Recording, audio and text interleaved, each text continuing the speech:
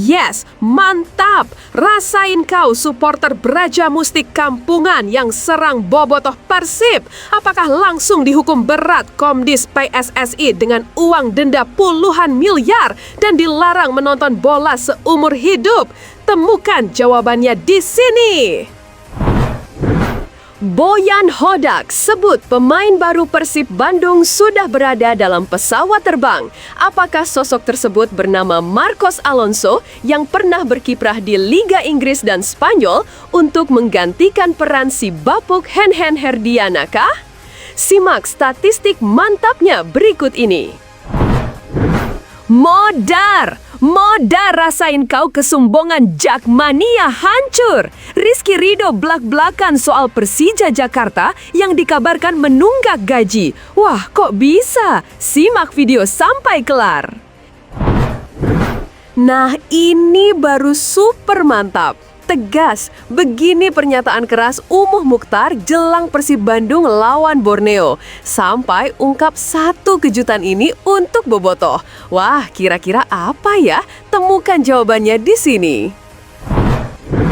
Alhamdulillah, ini baru kabar super lega. Bobotoh Persib gak jadi ada yang meninggal usai bentrok di Jogja. Sampai polisi katakan hal ini. Penasaran? Saksikan semuanya hanya di sini. Terkait informasi adanya korban meninggal, sama sekali tidak benar dan dapat kami pastikan adalah hoax. Persib Calcio. Buat kamu yang ngaku bobotoh Persib sejati, wajib banget subscribe channel ini ya. Hatur nuhun ya guys. Yes, mantap! Rasain kau supporter Braja Mustik Kampungan yang serang bobotoh Persib. Apakah langsung dihukum berat Komdis PSSI dengan uang denda puluhan miliar dan dilarang menonton bola seumur hidup? Temukan jawabannya di sini. Kerusuhan pecah usai laga. Dari sejumlah video yang beredar luas di media sosial, terlihat bus yang mengangkut supporter Persib dilempari petasan dan batu. Bahkan kaca depan bus pecah setelah dilempar pelat besi oleh oknum yang belum teridentifikasi. Situasi ini memperkeruh hubungan antar supporter dan meningkatkan kekhawatiran akan keamanan pertandingan ke depannya. Yang membuat situasi makin rumit, PSIM Jogja sebelumnya juga telah dikenai sanksi oleh Komdis PSSI. Hal ini terkait kehadiran supporter Laskar Mataram saat laga tandang melawan Persebaya Surabaya Jumat 88 yang disiarkan langsung di Indosiar.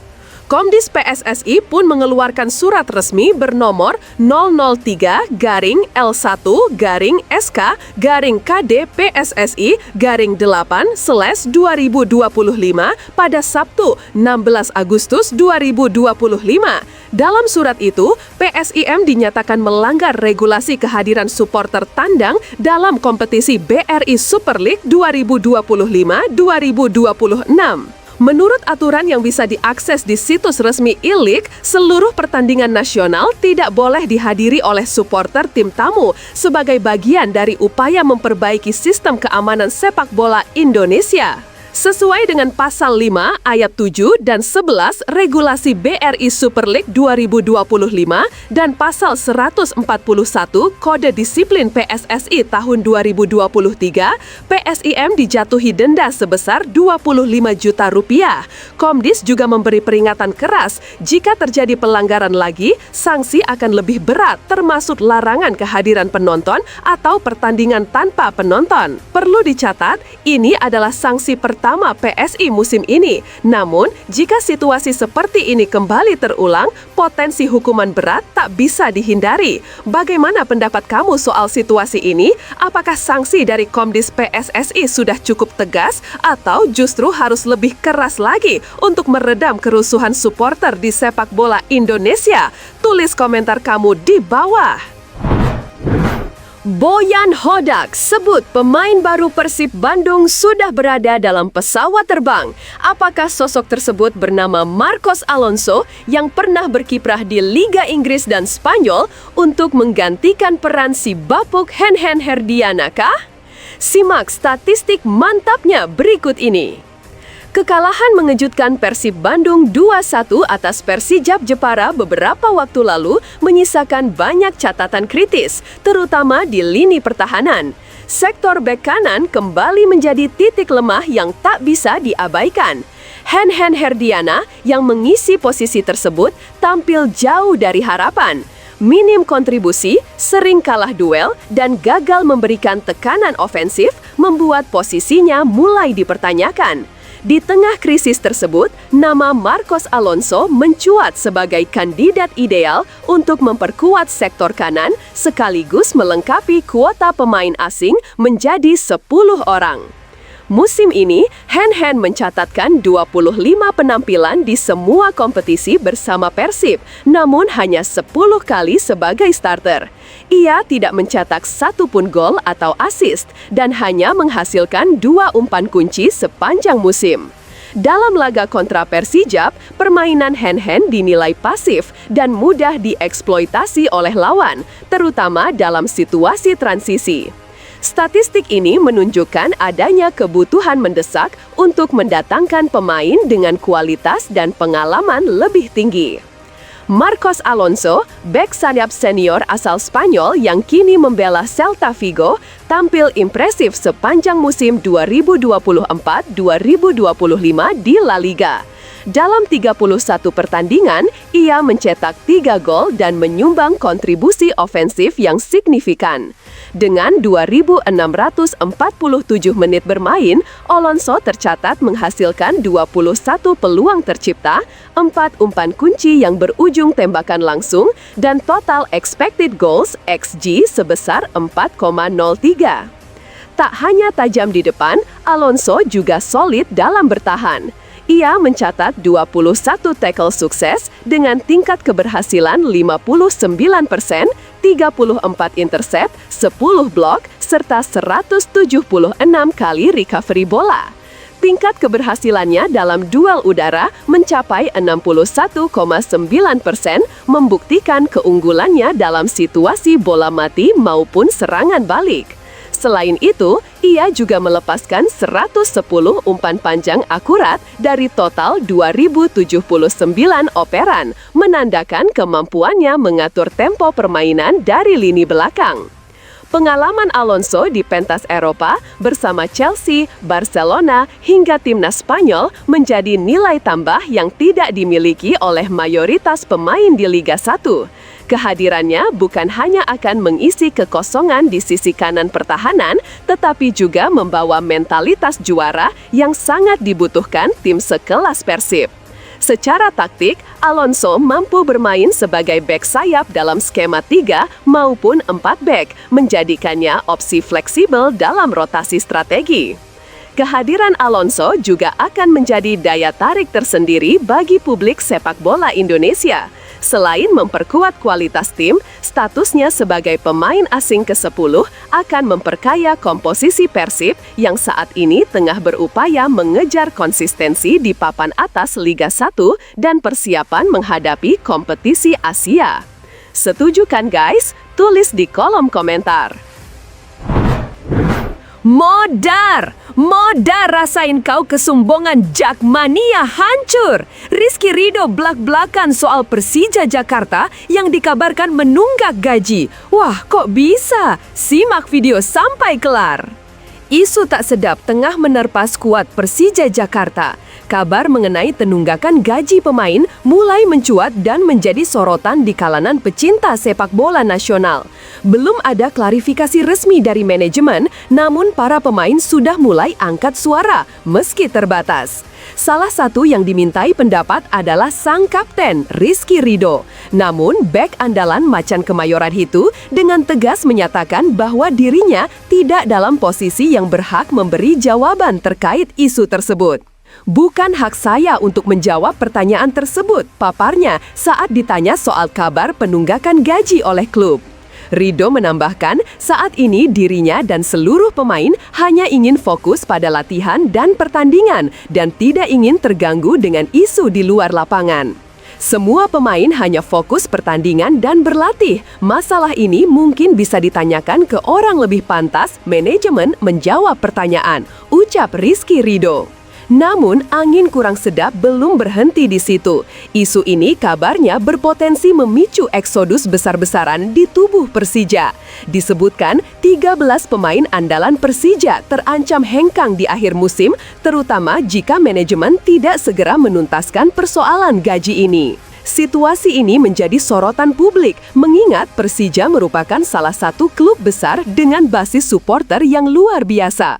Bila benar gaji ditunggak dan tidak segera diselesaikan, maka kepercayaan publik dan kondisi internal tim bisa terganggu secara signifikan. Bagaimana menurut kamu, Jakmania dan pecinta sepak bola Indonesia? Apakah manajemen Persija harus segera buka suara? Dan bagaimana seharusnya klub sebesar Persija menangani masalah seperti ini?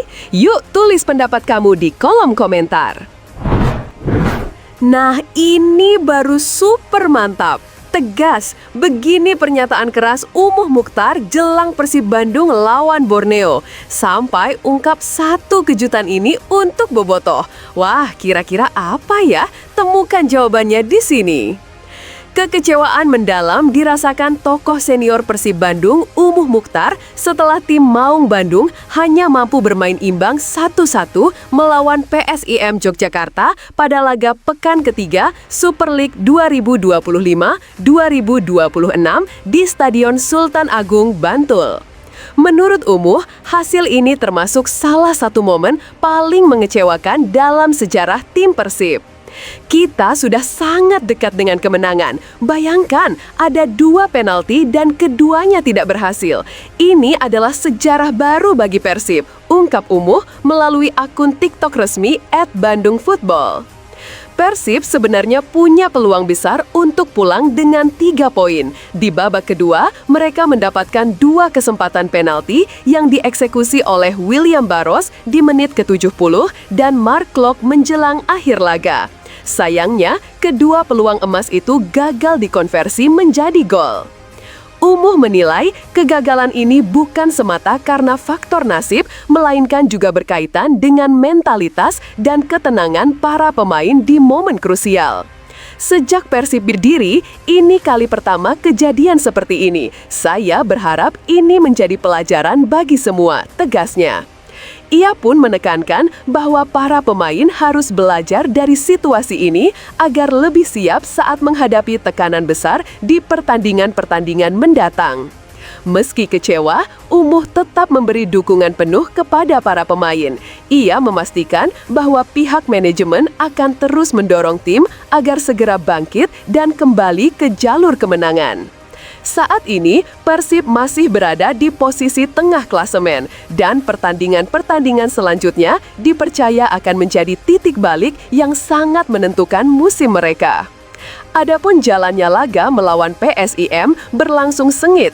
Persib sempat tertinggal lebih dulu sebelum David da Silva mencetak gol penyama. Namun, momen yang paling disalahkan tentu saja 2 penalti yang terbuang sia-sia meninggalkan rasa kecewa mendalam di hati para bobotoh.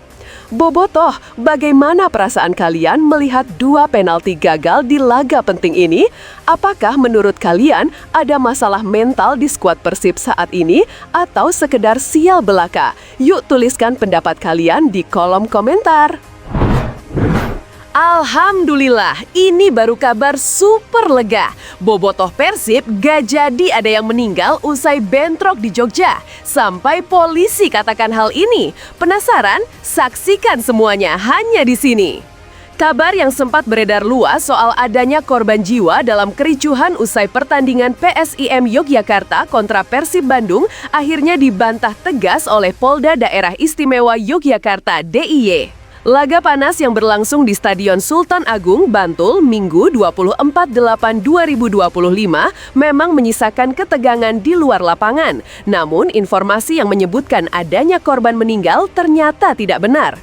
Terkait informasi adanya korban meninggal sama sekali tidak benar dan dapat kami pastikan adalah hoaks, tegas Kabid Humas Polda DIY Kombes Pol Ihsan Senin 25/8/2025.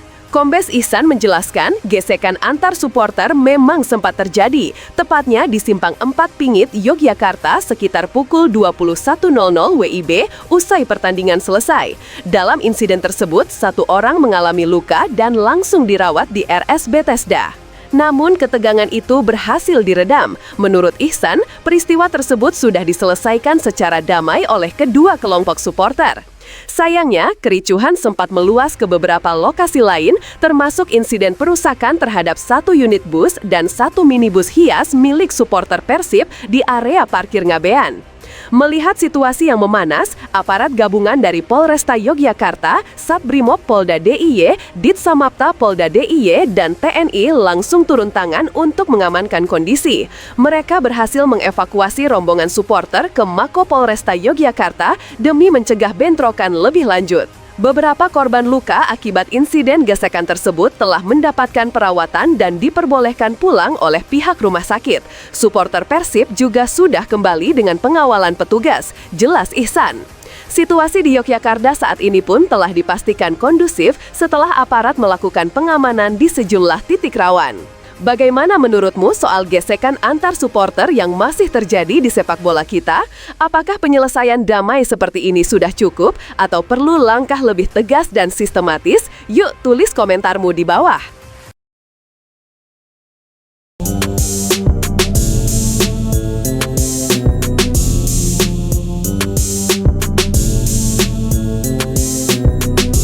Wah, wah, wah.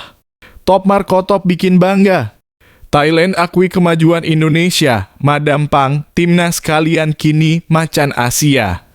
Bangkok, Thailand, kekaguman mendalam datang dari salah satu tokoh paling berpengaruh di sepak bola Thailand, Madam Nualpan Lamsam atau yang akrab dikenal sebagai Madam Pang. Dalam sebuah wawancara dengan media lokal, wanita yang juga menjabat sebagai manajer tim nasional Thailand itu secara terbuka menyampaikan rasa hormatnya terhadap kemajuan luar biasa sepak bola Indonesia. Madam Pang menilai bahwa perkembangan timnas Indonesia dalam beberapa tahun terakhir sangat pesat, bahkan melampaui ekspektasi banyak pihak. Ia menyebut bahwa mulai dari tim kelompok usia muda hingga tim senior, bahkan tim nasional wanita, semua menunjukkan tren positif yang tidak bisa diabaikan begitu saja. Indonesia luar biasa. Mereka berkembang sangat pesat di semua level, baik kelompok usia, tim utama, maupun tim wanita. Ini bukan hal biasa. Mereka membuktikan diri sebagai calon kekuatan besar di Asia, ujar Madam Pang. Pernyataan ini menjadi sorotan luas mengingat Thailand selama ini sering dianggap sebagai salah satu kiblat sepak bola Asia Tenggara. Namun dengan pengakuan jujur dari tokoh sekelas Madam Pang, kini muncul kesan bahwa Indonesia telah mengubah peta kekuatan sepak bola di kawasan. Madam Pang secara terang-terangan menyatakan bahwa timnas Indonesia saat ini pantas disebut sebagai macan Asia, bukan sekadar julukan kosong seperti masa lalu. Baginya, Indonesia kini benar-benar menunjukkan taring dan karakter sebagai tim besar. Saya rasa istilah macan Asia untuk Indonesia bukan lagi sebuah mitos atau harapan. Mereka membuktikan diri di atas lapangan. Dengan cara bermain yang modern, penuh semangat, dan disiplin tinggi, mereka adalah kekuatan baru yang tidak bisa dianggap remeh, tambahnya.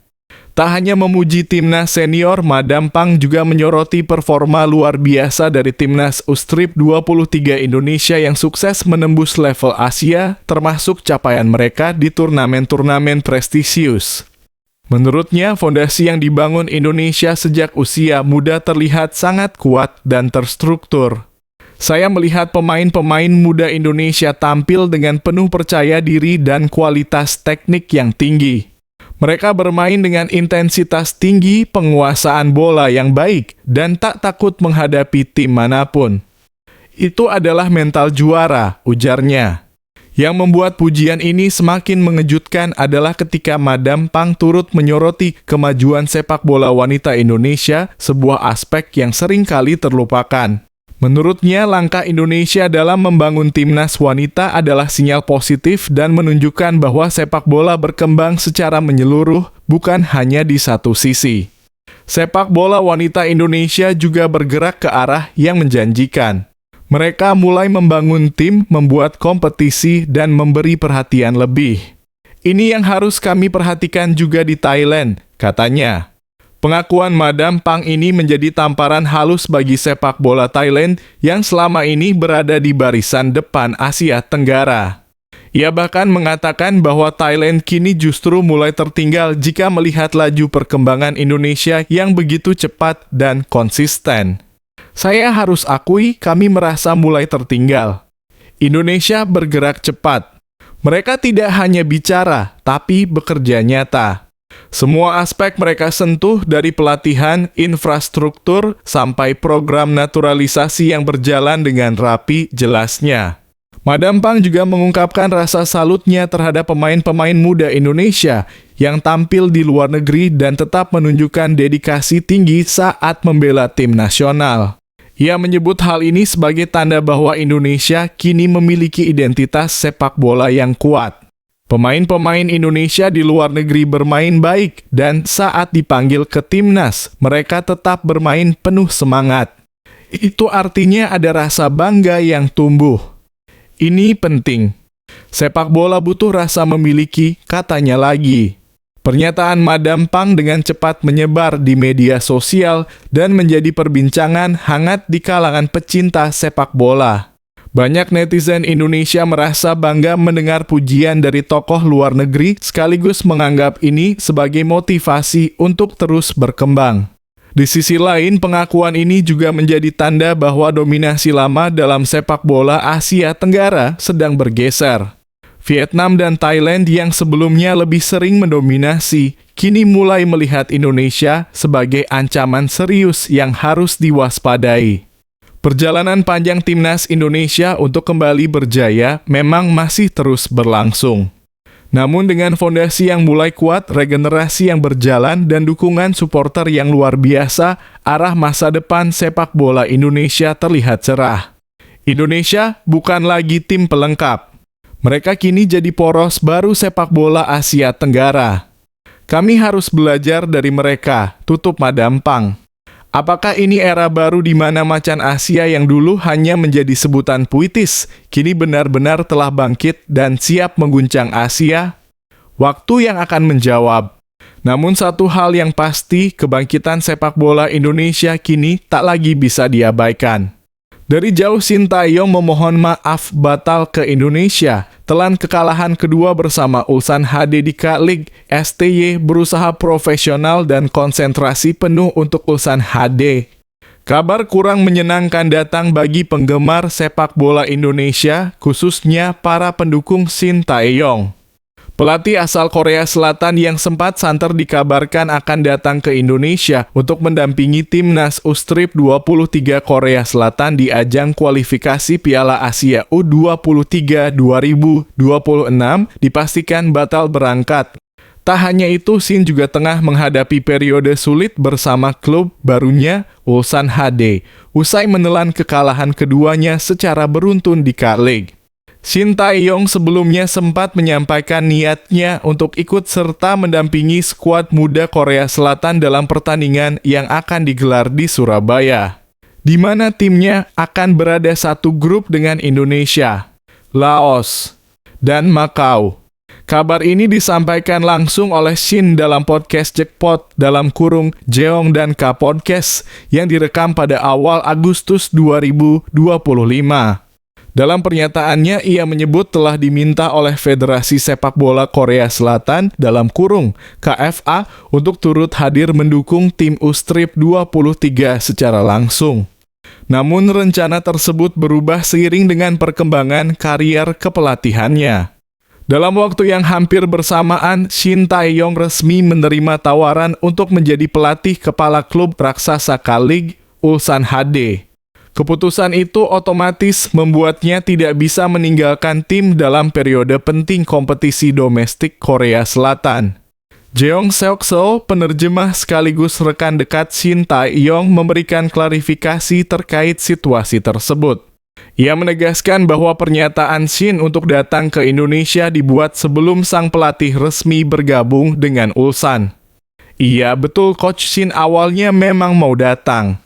Tapi podcast itu direkam saat beliau belum menjadi pelatih Ulsan, ujar Jeong. Setelah resmi jadi pelatih, Coach Shin tidak bisa meninggalkan tim di tengah musim. Maka dari itu perlu diklarifikasi bahwa Coach Shin tidak akan bisa menemani timnas U-23 Korea Selatan ke Surabaya bulan September ini. Jeong pun menyampaikan permintaan maaf kepada publik Indonesia atas harapan yang sempat muncul. Mohon maaf sebelumnya. Saat itu memang belum resmi menjadi pelatih Ulsan, jadi kami harap publik bisa memaklumi dan memahami situasinya. Terima kasih atas dukungannya, tambahnya. Di sisi lain, karier awal Shin Tae-yong bersama Ulsan HD tidak berjalan mulus. Meski membuka debutnya dengan kemenangan 1-0 atas Jeju United pada 9 Agustus, 2 pertandingan berikutnya berakhir dengan kekalahan. Ulsan takluk dari Suwon FC pada 16 Agustus dan kembali mengalami kekalahan saat bertandang ke markas FC Seoul pada Minggu 24 Agustus 2025 dengan skor 3-2. Dengan hasil tersebut, catatan awal Shin bersama Ulsan adalah 1 kemenangan dan 2 kekalahan dari 3 laga. Sebuah awal yang menantang bagi pelatih yang sebelumnya lebih dikenal lewat kiprahnya bersama tim nasional, baik di Korea Selatan maupun Indonesia. Ulsan HD sendiri merupakan salah satu klub paling bergengsi di Korea Selatan dengan tekanan tinggi terhadap performa pelatih dan pemain. Posisi Shin tentu tidak mudah mengingat ekspektasi besar dari manajemen dan supporter klub. Meski tidak lagi melatih timnas Indonesia, nama Shin Tae-yong masih memiliki tempat khusus di hati masyarakat sepak bola tanah air. Selama lebih dari 3 tahun, ia menjadi arsitek utama dalam transformasi timnas, membentuk skuad muda yang tangguh dan berhasil membawa Indonesia mencatat berbagai pencapaian penting di level Asia Tenggara maupun Asia. Perpisahan Shin dengan timnas Indonesia pada awal 2025 sempat meninggalkan rasa kecewa di kalangan pendukung Garuda, namun banyak pula yang tetap menghargai dedikasi dan jasanya. Tak sedikit pula yang berharap Shin bisa kembali melatih Indonesia di masa mendatang.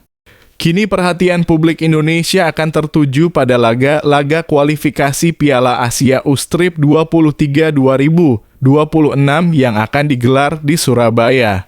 Meskipun Shin Tae-yong tidak akan hadir, pertandingan antara Indonesia dan Korea Selatan tetap menjadi sorotan utama mengingat rivalitas dan kualitas kedua tim. Pertemuan ini akan menjadi ajang pembuktian generasi muda Indonesia menghadapi kekuatan sepak bola Asia Timur.